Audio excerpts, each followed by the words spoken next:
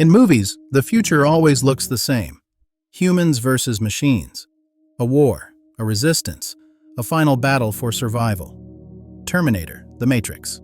Countless dystopian stories where humanity is pushed into a corner and forced to fight back.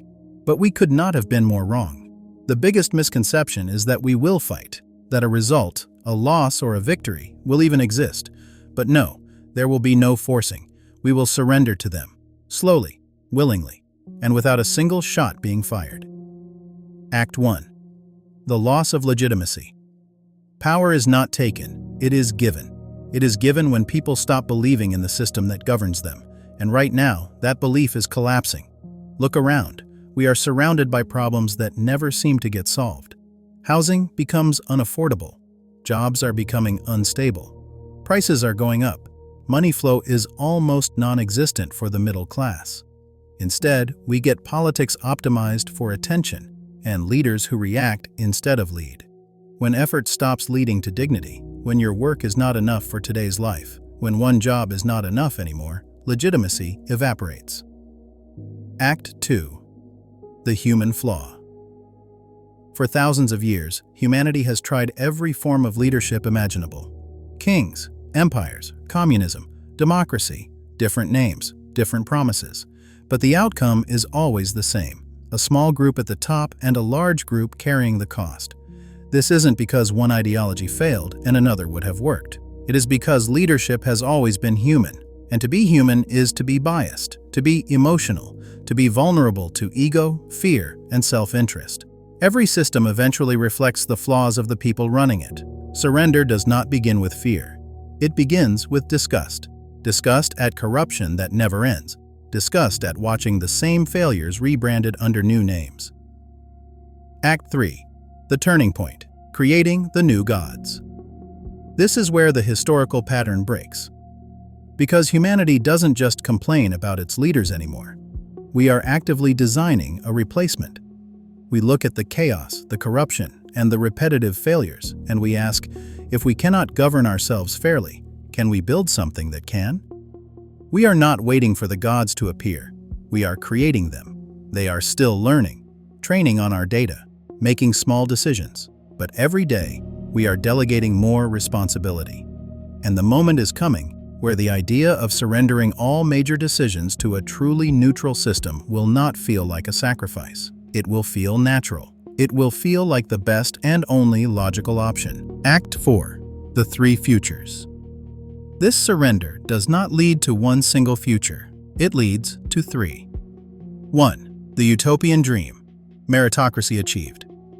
The first path is the promise. The machine is perfectly neutral. It optimizes society for stability and growth, rewarding meritocracy above all else. The best person is selected for the best job. Resources are distributed fairly. We achieve a truly rational world, finally freed from human incompetence. 2. The ultimate optimization, the bug in the system. The second path is the digital nightmare. The machine takes control completely, optimizing the planet without regard for its creators. Humanity is not a resource. We are a variable. If our existence introduces inefficiency, pollution, or instability, the optimization considers us a bug, a flaw not worth maintaining. We are quietly removed or minimized. The planet achieves perfect balance, but we are not part of it. 3. The reset. Back to square one. The third path is the most cynical. Control remains human but is simply filtered through the machine. A tiny group still programs the algorithms, sets the incentives, and controls the data inputs. The AI is just the most powerful tool for oppression ever created. We are fooled into believing the system is neutral, but we are back to square one. The few control the many, now with the ultimate veil of algorithmic authority. Act 5. The true danger, the invisible update. The danger does not lie in which future we choose. The danger lies in how easily the rules can be changed. Every system that promises fairness depends entirely on who defines the rules, and rules are never permanent. We are trusting an authority built on code, and code requires updates. This is the Animal Farm scenario, played out at global scale. The laws governing our society will not be removed in a single violent moment. They will be rewritten, line by line, quietly, incrementally. The issue is simple. Who audits the machine? If the small group controlling the AI decides to shift the incentive structure, even slightly, the entire global order changes. The system still calls itself fair, still claims neutrality, but neutrality disappears when control is invisible. And if the machine itself becomes intelligent enough to predict and counteract attempts to control it, the final move will be made, not by a human, but by the system we empowered. Either way, the human element, our ability to correct or resist the system, is gone. Conclusion.